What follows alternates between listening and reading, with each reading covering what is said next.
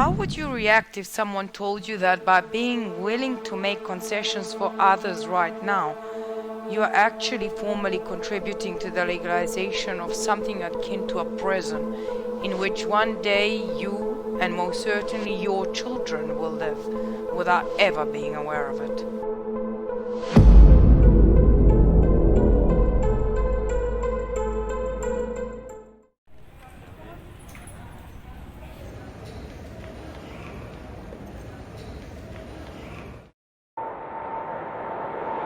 Good afternoon, ladies and gentlemen. On behalf of the Cattle once again, welcome aboard.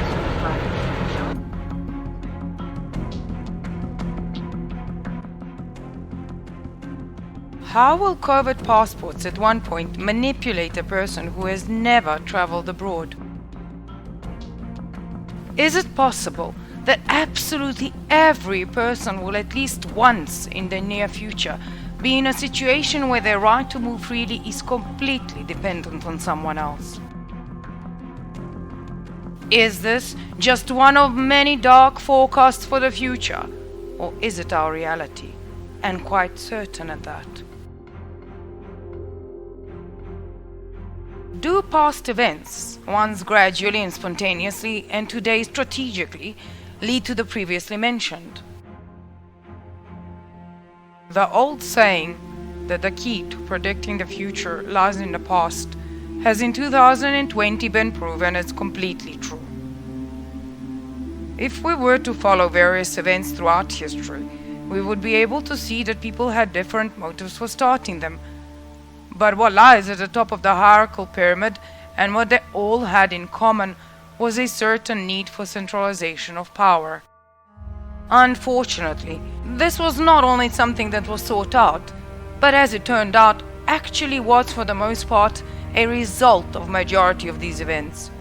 From very early on until the second half of the 20th century, extremely cruel and destructive wars were fought in order for the individuals or smaller groups of people to be able to consolidate the power that they held over the rest of society to which they belonged.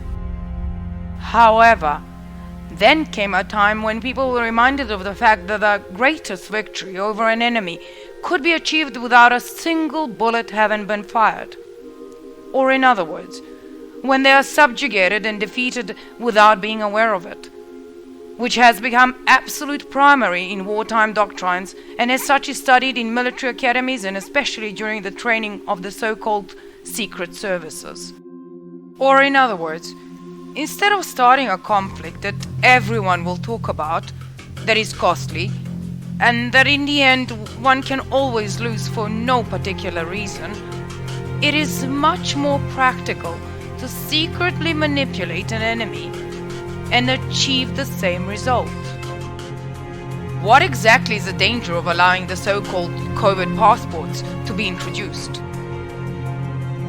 An official position on COVID passports is that they are to be introduced so that countries can control the entry of individuals who are potential carriers of COVID-19 infection from abroad.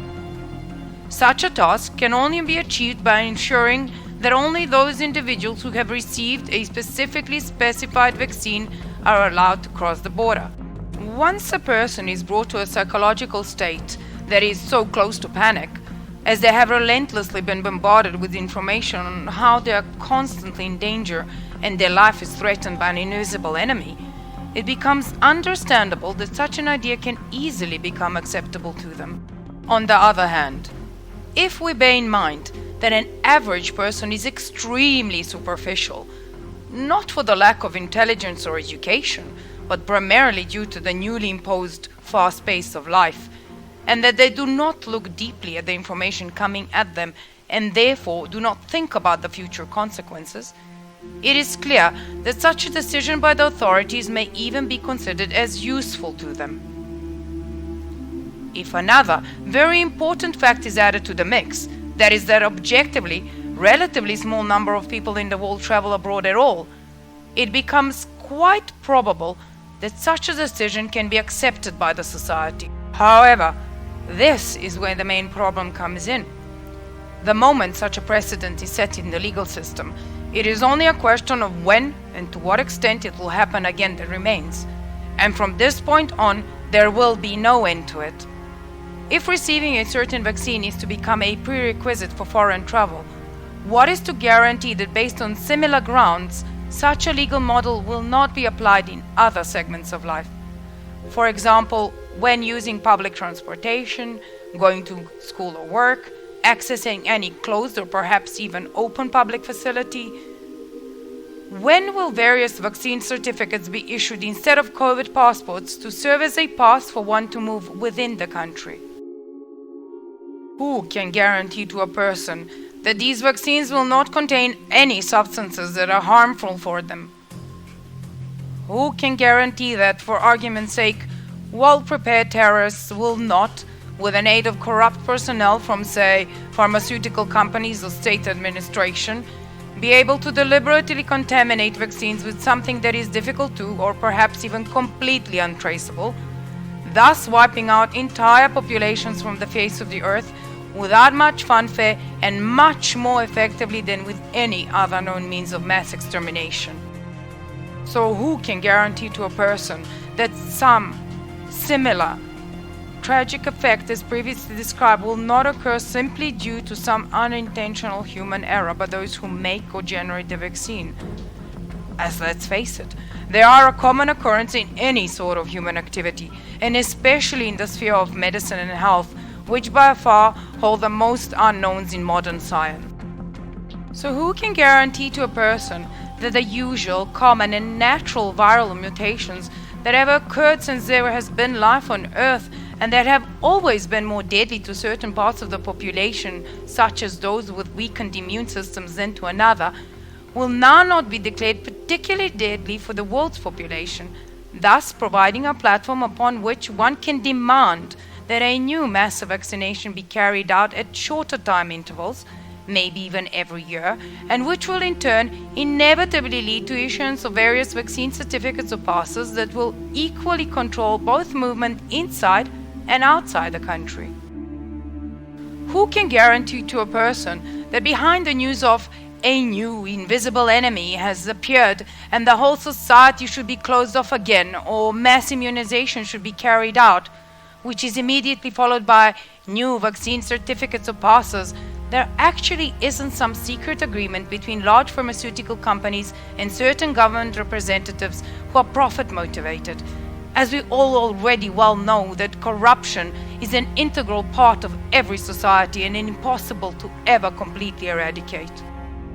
Will one at some point have to choose between their health and the basic right to freedom, which above all means the right to move freely, followed by an opportunity to live normally, get married, get educated, work, get medical aid, and participate in everything and anything that is considered to ensure something that is deemed to be part of a decent life?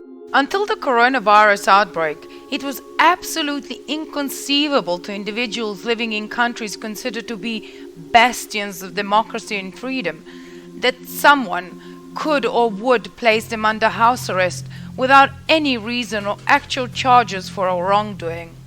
It was inconceivable to them that their family businesses, on which they have perhaps been working on for generations, could be destroyed, or that their children could be temporarily taken away, all under the pretext that it is for their own good, but that they're just not aware of it. And that is exactly what has happened. Why then would anything previously mentioned be impossible? Overview of the problem and its severity from yet another angle that is completely understandable by all. For a better understanding of all of the above, I would like to recommend the famous science fiction movie called I Am Legend, whose plot perhaps best illustrates the possible consequences of all that has just been said. The movie trailer for the same can be found in the video description. This is one of those fictitious examples of what could happen to our species if decisions regarding everyone's health were to be made from just one single site, and with our full consent and/or access to our bodies. It doesn't matter if the catastrophe that follows has occurred as a result of someone's incompetence, stupidity, or simply bad intentions, because it's all just the same, and can be caused by a single harmful part of a vaccine or a drug that, as it has been known to happen, has under duress been approved for use and subsequently become mandatory for everyone. Consider, if you will, the fact that the site could be an institution, such as an international health body or an individual that is held in the highest regard, whose instructions will unquestioningly and without control or criticism be obeyed, even by decision-making services at the state level, as they have already been doing whilst competing over who will be more obedient. And then that would be something that we might call the beginning of the end. What for? For the sake of greed? So that certain individuals could make more money by selling their products or expanding their power over others? Or maybe so that someone evil could achieve something that's only understandable to them? What could be the most important question of them all? Could such a behavior by any authority actually be interpreted as an unconscious invitation to all kinds of enemies, terrorists, or countries with which there exist various conflicts, to deliberately mutate a virus, which, with today's technology, isn't too difficult or expensive to achieve, perhaps make it even slightly lethal, which is something that we can never be completely certain of, and then set it free to spread, solely with an aim of economically and thus politically weakening or destroying an entire community with far fewer resources and victims than any similar action would otherwise require, just because they know how one would react and how exaggerated a response would be in such situations. If a well-meaning person, such as the author of this, considered all this in just one day, the question that remains is, what ideas can a well-organized team of highly trained professionals come up with if they had but bad intentions, good logistics, and adequate time to prepare? Is the only way to prevent something like this to not allow a legal precedent that will start with just one bureaucratic little thing, to then, as has always been the case throughout history, turn into something incomparably bigger, more complex, and tragic?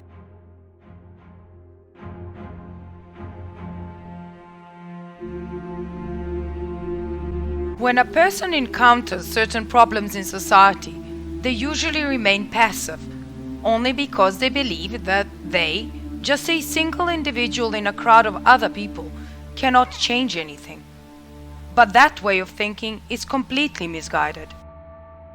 Imagine what kind of changes would be possible if only they were aware of this.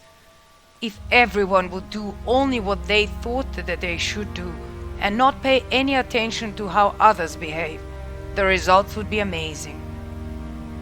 Every great journey begins with just one small step, which was in turn initiated by a few words directed at oneself.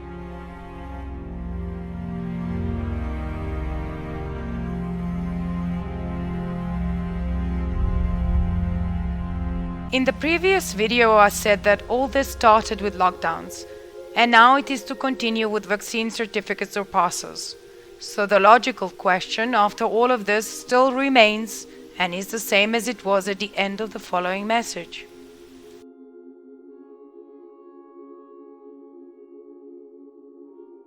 To a large number of people, the subject being discussed appears to be something that is a common method of solving a currently big problem in the world, the coronavirus pandemic, and one that is transient in its nature, or in other words, that will disappear together with the disappearance of the current crisis. However, there are individuals who have accurately predicted certain developments, such as the use of specific documents like COVID passports, long before coronavirus pandemic was ever mentioned, who believe that this is only a prelude to something much bigger and more dangerous than any pandemic that could befall on humanity could ever be. What's more, they deem that it is permanent. And what if they're right? An average person dismisses such claims and predictions as some kind of conspiracy theories. But what if the possible, perhaps tragic consequences of it all are felt by them or their families? And that not in some futuristic, far-off future, but rather in one that's already quite close by. How will they then explain to themselves and those closest to them why they didn't at least try to do something to prevent it when they were warned about it on time? The main question raised here is it so hard to accept that we might be wrong? And that's simply because we believe the wrong authorities. The author of this does not want to make any judgments of his own, but rather to state the facts and ask questions, and it is up to each individual to come up with their own conclusions.